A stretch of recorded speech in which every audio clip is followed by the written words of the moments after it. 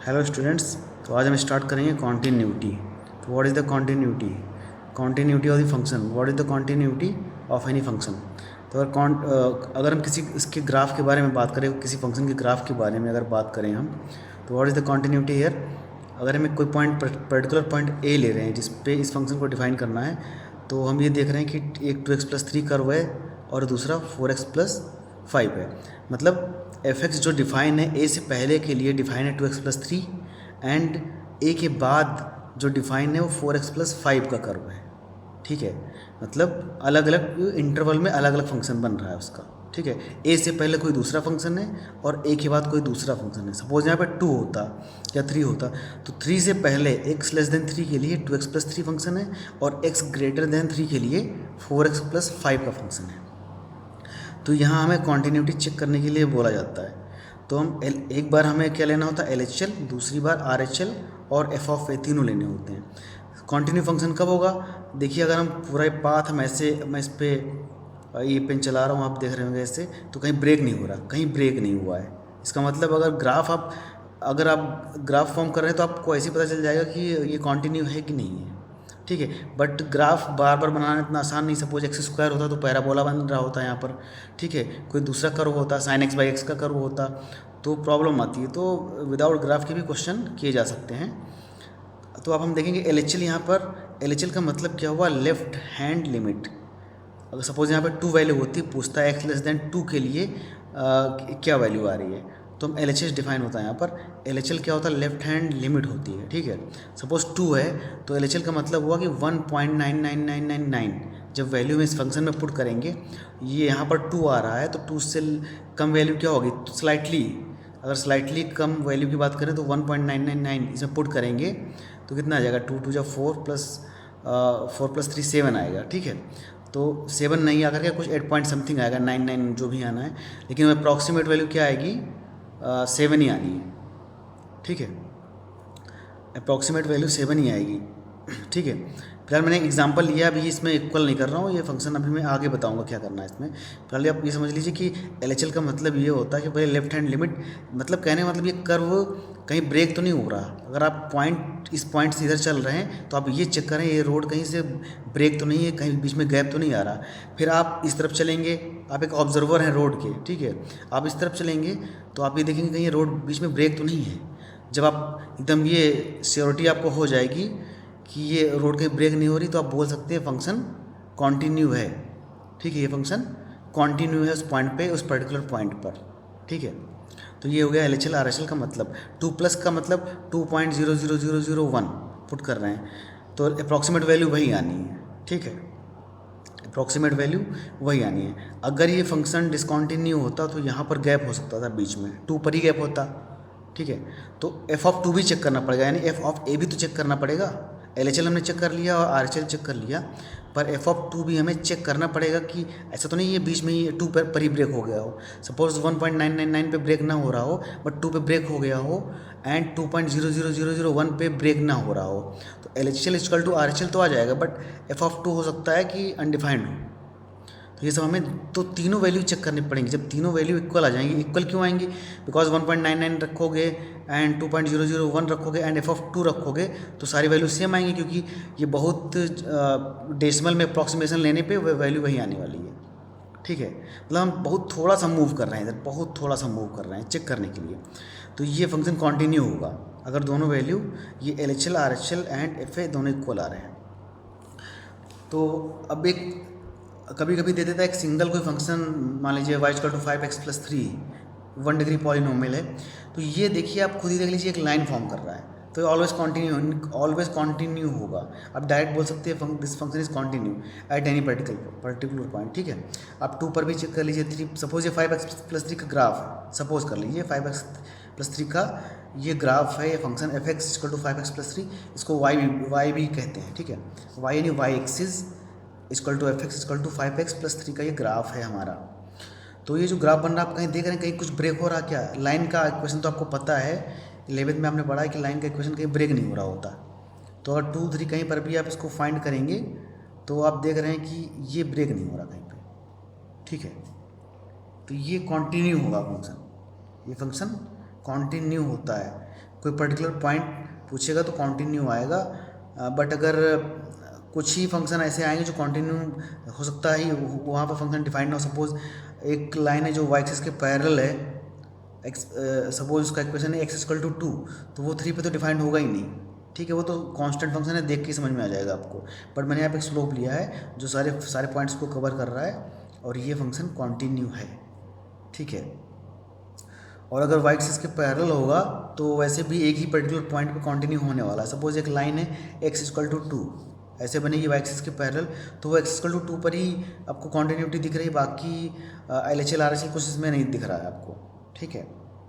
वो डिफाइंड ही नहीं होगा LHL RHL के लिए, तो ऐसा फंक्शन आपको शायद दिया भी नहीं जाएगा। LHL को डिफाइंड कैसे करते हैं, f(x) लिख करके लिमिट लगा देंगे x tends to a negative. a negative मतलब a से लेफ्ट हैंड साइड, ए से लेफ्ट हैंड की तरफ, ए से लेफ्ट हैंड की तरफ। LHL कैसे डिफाइंड होगा, ए से राइट हैंड की तरफ, a प्लस f(x) पे लिमिट लगा देंगे। अब f(x) जो फंक्शन होगा, सपोज 2x + 3 है तो हम उसमें वैल्यू पुट कर देंगे, और f(a) भी डिफाइंड कर लेंगे, तीनों को इक्वल कर देंगे, तब हमारा बनेगा, तब ये कॉन्टिन्यू आएगा फंक्शन, ठीक है। ये देखिए, ये भी एक फंक्शन दे रखा है हमें, ये भी डिसकॉन्टिन्यू। आप ये देख रहे हैं कि f = 2 पर एक फंक्शन, मान लीजिए दो लाइन है अलग अलग, ये दो कर्व है, जरूरी नहीं कि लाइन ही हो सकता x² + 2 x² + 5 का कर्व हो। मैंने यहाँ लाइन का एग्जांपल लिया है, तो f(x) ये दूसरा कर्व है, और आप देख रहे हैं 2 पर वैल्यू क्या आ रही है, f'2, ये कुछ और आ रहा है। जो y जो आ रहा है यहाँ पर y = f'2 होगा, यहाँ पर ये y एक्सिस है, तो ये दूसरी वैल्यू आ रही है, ये दूसरी वैल्यू आ रही है, यानी कि ये वैल्यू दोनों इक्वल नहीं आ रही हैं f(2) पर, तो ये वैसे भी डिसकॉन्टिन्यू आपको ग्राफ से ही दिख रहा है, ठीक है। तो दोनों वैल्यू यहाँ पे पुट करने पर आप देख रहे हैं कि नहीं आ रहा है, तो ये भी फंक्शन डिसकॉन्टिन्यू है, ठीक है। f(2) पर ही डिसकॉन्टिन्यू हो गया। चलिए अगला देखते हैं। इसमें ये मैंने एग्जांपल लिया है इसका LHL RHL का। ये देखिए 2 मैंने लिया है पॉइंट, 2 नेगेटिव, LHL के लिए 2 नेगेटिव, A पॉइंट हो गया LHL और B पॉइंट हो गया RHL। एक f(2), 2 के लेफ्ट साइड A और राइट साइड B। LHL के लिए मैंने A पॉइंट लिया है 2 नेगेटिव, ठीक है। x टेंस टू 2 नेगेटिव मतलब LHL। 2 नेगेटिव का मतलब ये नहीं होगा -2 रखना है, 2 नेगेटिव यानी कि left hand side, LHL left hand limit, ठीक है। तो हमने इसमें जब ये पूरा प्रोसीजर फॉलो किया, f(x) limit x tends to 2 negative, फिर इसमें वैल्यू रखी तो 7 आ रहा है यहाँ पर, ठीक है। 7 आया मतलब इधर जाने पर तो कॉन्टिन्यू है ही है, तो कर्व से भी दिख रहा कि हम LHL में हर जगह कॉन्टिन्यू है, और RHL में भी कॉन्टिन्यू आएगा, पर क्या वैल्यू सेम है। अगर वैल्यू फिर मैंने RHL चेक किया तो यहाँ पर भी 7 ही आ रहा, ठीक। और जब f(2) चेक करेंगे किसके लिए, क्वेश्चन में हो सकता दिया रहेगा x लेस देन और इक्वल टू 2x + 3, ठीक है। क्वेश्चन कैसे दिया रहेगा, f(x) सपोज ऐसे दिया है क्वेश्चन, 2x + 3 यहाँ पर है, x लेस देन और इक्वल टू 2 के लिए डिफाइंड है, और दे दिया आपको RHL के लिए दे दिया, RHL मतलब है x > 2, ठीक है। 2 के लिए दे दिया 3x + 1, ठीक है।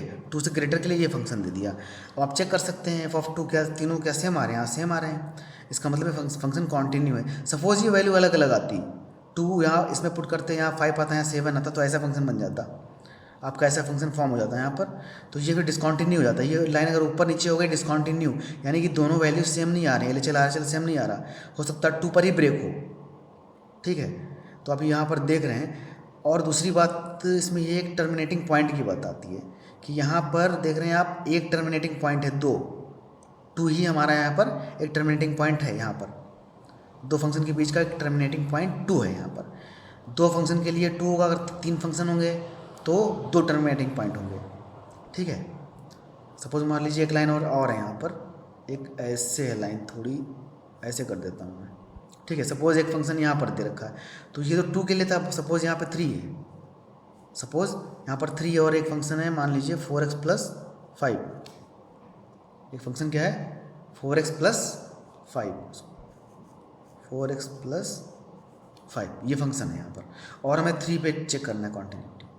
तो यहाँ पर एक स्टेप और बढ़ सकता है कि 4x + 5 भी है, और किसके लिए हो जाएगा ये। अब देखिए इसको फिर फॉर्म करने के लिए दूसरा मेथड लेना पड़ेगा। अगर यहाँ पर एक 3 एक पॉइंट और आ गया है, इंट्रोड्यूस हो गया है, तो अब हम ले लेंगे ये 2 से 3 के बीच के लिए फंक्शन हो जाएगा, ये फंक्शन 2 से 3 के बीच के लिए, उसमें क्वेश्चन दिया रहेगा कि 2 से 3 के बीच आएगा ये फंक्शन, अगर हमें ये डिफाइन करना है, ठीक है। और ये लेस देन 2 के लिए, और ये 3 से ग्रेटर के लिए, ठीक है। ये आ जाएगा x ग्रेटर देन 3, पर ये बीच वाला हो जाएगा 2 से 3 के बीच में हो जाएगा, ठीक है। मैं यहाँ पर आपको करके दिखा दे रहा हूँ